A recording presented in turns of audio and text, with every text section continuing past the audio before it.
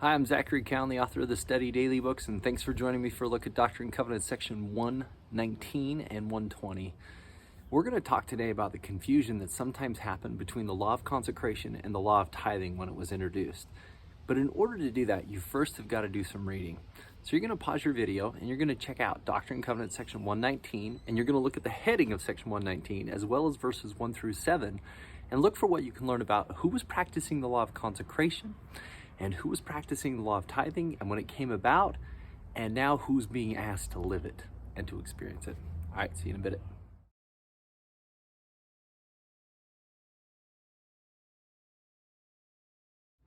Hey, thanks for studying. So one of the things you're going to notice is that early on, it was leaders of the church that were living the Law of Consecration. The Law of Consecration has always been greater than the Law of Tithing when it comes to the consecration of times and talents, but when it comes to money, goods, and surpluses, it hasn't been.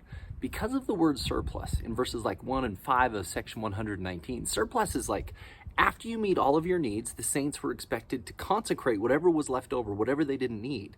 And this was really hard to do because you always need stuff. Brigham Young talked about an experience one time where he went around and he tried to gather up surplus and he got a rusty saw, bent nails, and some chewed up cows.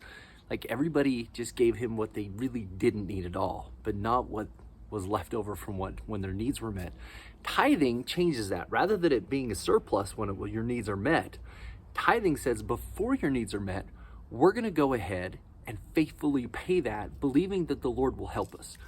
This principle is a greater act of faith and has liberated the church and allowed the church to be able to build temples and chapels and do good all over the world, because it demands us to have greater faith and to do more to help people.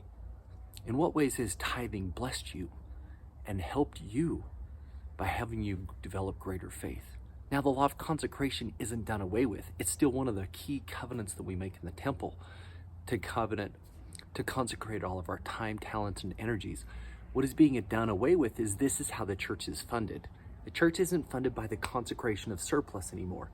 It is funded by the dedication of tithing, which requires greater faith because we pay it before our needs are met. Now, in section 120, this is counsel about the disposition of the council of tithes. How is tithing going to be used, and who decides on where it goes? Well, you can read this short section, but the best thing ever given on it is a talk by Elder Bednar, because he's a member of that council, and he talks about how it's used. In fact, it's a great talk to supplement what we're reading and studying today. The first part of his talk is all about tithing and the subtle and significant blessings that come for paying tithing. Not just monetary ones, but blessings that we don't even see or imagine. I have felt those.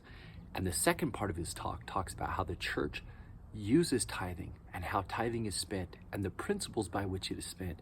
It would be good to go and review that talk, and you'll walk away being grateful that you have the opportunity to pay tithing and to receive those subtle and significant blessings, as well as a church who follows financial principles that if we followed, our lives would be blessed as well. Thanks for studying. Thanks for paying tithing. Thanks for building the kingdom. It really has grown.